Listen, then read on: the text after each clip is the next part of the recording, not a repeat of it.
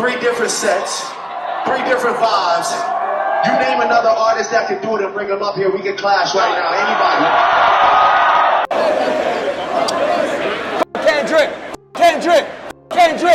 Kendrick. Drake's been on a mission lately, and it ain't hard to see why. After that colossal L to Kendrick Lamar in 2024, followed by the controversial defamation lawsuit he filed, Drake knew his reputation in hip-hop took a major hit. Suing over rap lyrics, that's a move no real MC ever wanted to see. I study rap battles for a living. It had a lot of fans questioning if Drake was really built for this. And now, he's out here trying to rebrand, reshape the narrative, and prove that even if America ain't rocking with him the same, the rest of the world still might be. That's exactly what this Wireless Festival move was all about. Booked back in February, it wasn't just a performance, it was a statement. 3 sold-out nights in London, 150,000 fans total. Drake ain't just performing, he's posturing. He's showing that no matter what went down with Kendrick, he still got clout. Kendrick!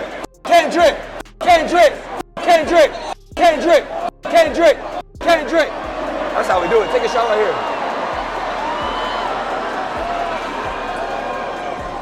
Y'all thought y'all could knock the boy off for real? No. Y'all thought y'all could knock the boy off for real?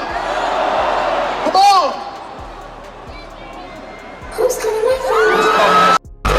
But when you peel back the layers, it starts to look more like desperation than domination. The show wasn't just about music, it was calculated from top to bottom. Drake didn't let Amazon Music stream the show like they did for Kendrick's pop-out concert, which broke records. Nah, instead he flew out a bunch of streamers, Aiden Ross, Kai Cenat, and the rest of that crew to cover it. Streamers who barely even know real hip-hop history. But that's the angle Drake's playing now. He's not chasing respect from the rap purists anymore.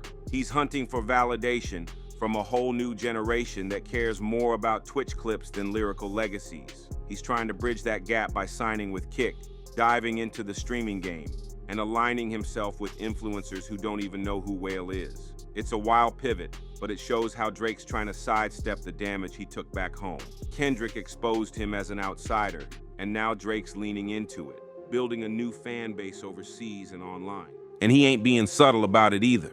On stage, he's talking slick, throwing shade, and trying to prove he's still unfazed by the Kendrick battle. But the insecurity's loud. While Kendrick's been on his next tour, doing stadiums and letting the music speak for itself, no speeches, no extra theatrics, Drake's been doing the opposite. He's constantly reminding people that he's still here, still performing, still got fans. But real ones see the cracks. At Wireless, he performed What Did I Miss?, a comeback single filled with hurt feelings and low-key shots at folks like LeBron James who sided with Kendrick.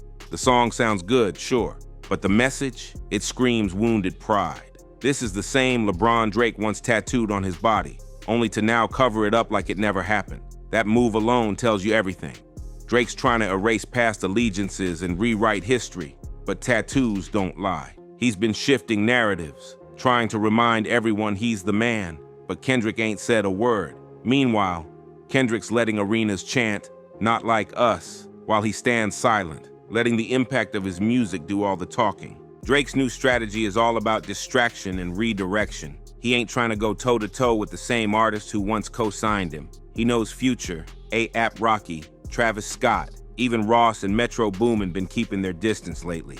So instead of rebuilding those bridges, he's making new ones. With streamers, with UK artists, and with younger fans who weren't deep in the Kendrick versus Drake beef. At Wireless, he brought out Central C, Skepta, Jay Hoos, Dave, and even Lauryn Hill. Lauryn's appearance was a power move, no doubt. She's legendary. And bringing her out was Drake's way of saying, I still got respect in the culture, but even that felt like a flex to distract from everything else. Night one was his R&B side. Party Next Door, Bryson Tiller, Giveon. Night two, that's when he turned up with the rap guests, tried to reclaim his hip-hop roots. He even brought out Yeat to open. Yeat, of all people. Starting a set like that when you got a catalog of classic bangers, it says a lot about where Drake's head's at. He's not chasing legacy anymore. He's chasing vibes. But one of the wildest moments came when Drake said on stage, "No disrespect to America, but nobody can out-rap London rappers." That wasn't just love for the UK scene, it was a shot. a way to distance himself from the American rap world that's been turning its back on him. Remember, Skepta said Kendrick went too far calling Drake a PDF in Not Like Us. That made brands hesitate, made people uncomfortable. So now Drake's saying, forget America, forget those who switched up, I got London. But how real is that love? He brought out Sexy Red, took her shoes off mid-set, and danced with her like it was an OVO prom night. He went from performing with Nas, Lil Wayne, Jay-Z, and Kanye back in the day, to giving the stage to TikTok favorites and social media stars. That ain't evolution, that's panic. He's trying to prove he don't need the US, but even fans can feel it's a bit forced. Drake might still have global pull, but his foundation's shaky. So let's really break down the Wireless Festival for what it was, a strategic rollout masked as a victory lap. Drake's not just trying to make noise, he's trying to rewrite the rules of how comeback narratives work. After the Kendrick drama, after the lawsuit that had real hip-hop fans disgusted, Drake knew he couldn't just drop music like it's 2015. Nah, the landscape shifted. Kendrick turned the culture against him, made him look soft with bars that cut deep into Drake's whole image. So what does Drake do? He pulls up to London, makes it his stage, and fills it with streamers, youth influencers, and UK acts to distract from the silence he's getting back home. 3 nights sold out is impressive, yeah, but it's how he used those nights that tells the story. Instead of proving he still owns the culture, he staged a distraction campaign, one that was more about perception than performance. And if we're being honest, the perception looks shaky, even under all the lights. See, Kendrick ain't playing that game. While Drake's out here performing What Did I Miss and cry singing about loyalty and betrayal, Kendrick's been marching through stadiums with a different kind of energy. No rants, no forced vibes, just pure dominance. Not Like Us and Euphoria got stadiums jumping with no need for validation or narrative pushing. That's the difference. Drake can't stop talking about the battle, even when he claims he moved on. He's constantly reminding the crowd what they tried to do to him, how he survived the storm. But Kendrick, he don't even mention Drake. The music's loud enough. At the pop-out in LA, at his own Toronto stop, Kendrick said nothing. Let the songs do the talking. Fans beg for encores. Meanwhile, Drake is out here stuttering on stage, over-explaining himself, reaching for words like he's got something to prove. And that right there is the wound Kendrick left. It ain't healed, and it shows in every move Drake makes. One of the biggest tells was that moment Drake tried to flip the narrative by bigging up London rappers over American ones. He didn't just say he loves UK rap, he said, nobody can out-rap London rappers. That ain't just a compliment. That's a defense mechanism. That's a man exiled from his own coast trying to find a new home. The same Drake who built his brand with the cosigns of Lil Wayne, Jay-Z, Kanye, Ross, and all the legends now got beef or distance from half of them. Now he's leaning heavy into a scene that didn't even birth him, trying to make it seem like he's always been here. But let's be real, those OVO Fest glory days are long gone. Back then he had legends gracing the stage. This time, it's streamers with ring lights and Sexy Red barefoot on stage. This is what happens when a superstar gets humbled and tries to put the pieces back together by any means necessary. It's not organic, it's orchestrated. And then there's the Lauryn Hill moment. That was Drake's last-ditch attempt to claim some real hip-hop credibility. Lauryn Hill is sacred. Her presence alone makes headlines. And yeah, it looked powerful when she stepped out and performed Ready or Not with Drake. But even that had layers. Lauryn showing up doesn't erase the fact that Drake's still spinning from a battle he publicly lost. It's like he's grabbing whatever remnants of classic hip-hop he can still touch just to prove he belongs in the conversation. You can feel it in how he arranged the festival. R&B night first, then banger night with the rappers. Central C, Dave, Skepta, they all showed love. But notice how barely any major American MCs stood by his side. No Ross, no Future, no Travis. Even Metro Boomin, who used to produce heavy for Drake, kept his distance. And don't forget, some of those names switched up on him post-Kendrick. Drake knows that too, which is why he's building new alliances. Streamers, UK acts, rising names that haven't picked a side yet. But even in that space, things looked off. Bringing out Yeat to open the rap night, that's a head-scratcher. Drake got classics in the vault, years of hits that defined a generation.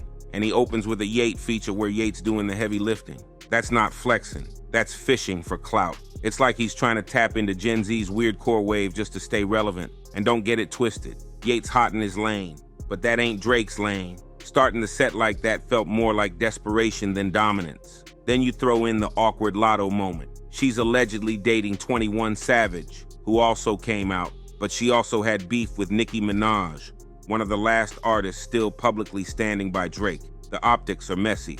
He's walking a tightrope between building new alliances and accidentally burning old ones. The Barbs noticed too, and the backlash online wasn't quiet, and we gotta talk about the pettiness. Drake stayed dissing LeBron James, a man he once admired so much he had him tatted on his arm. After LeBron supported Kendrick during the feud, Drake took it personal. Now he's performing What Did I Miss live, swapping out the line like I'm LeBron to But Not LeBron.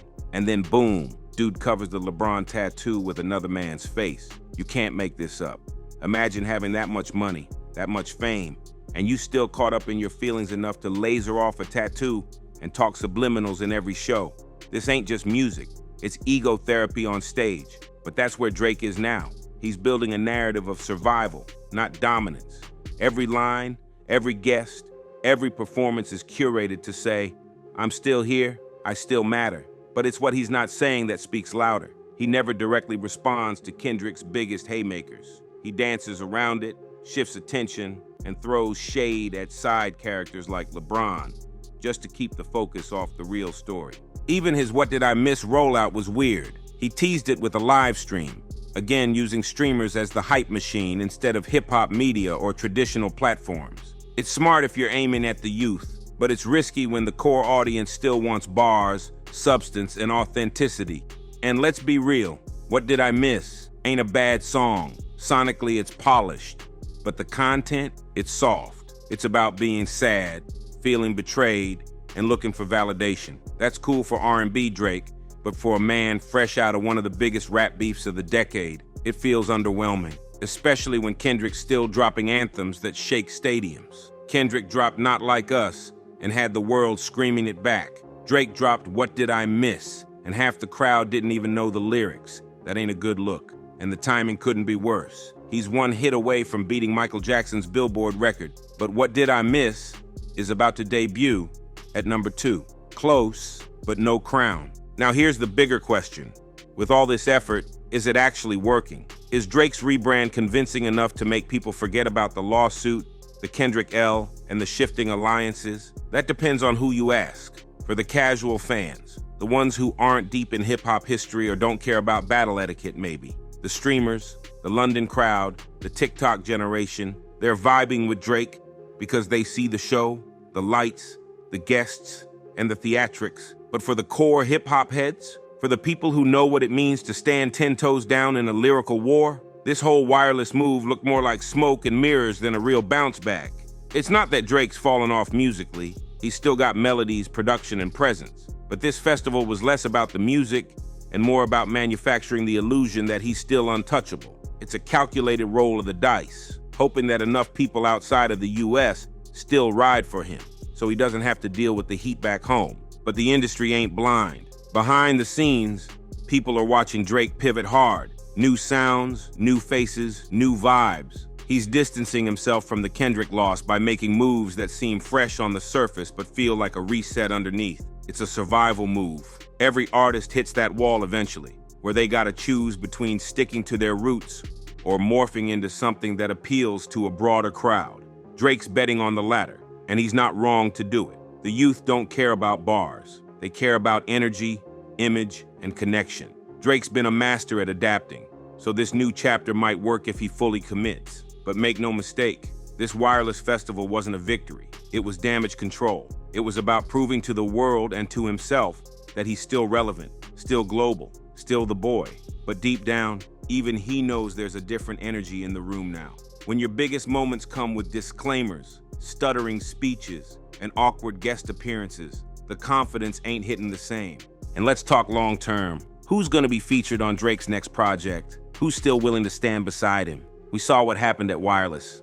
No American lyricists in sight. Sexy Red, Yeat, Central C, Dave, cool for a playlist. But what's that say about where his sound is headed? For years, Drake was the connector, blending regions, sounds, and scenes. But now his alliances look thinner. The big dogs he used to run with either went quiet or moved away. Meanwhile, Kendrick's building his empire off silence, impact, and precision. That's the contrast. Drake's talking more, doing more, trying harder, while Kendrick just moves. Less is more, and it's working. So where does Drake go from here? He'll drop the next album, no doubt. It'll chart high. It might even have a hit or two. But the conversation has changed. People are watching differently now. The spotlight feels heavier. The Wireless Festival was Drake's way of telling the world he ain't going nowhere. But the way it played out, it told us he's not just fighting for fans.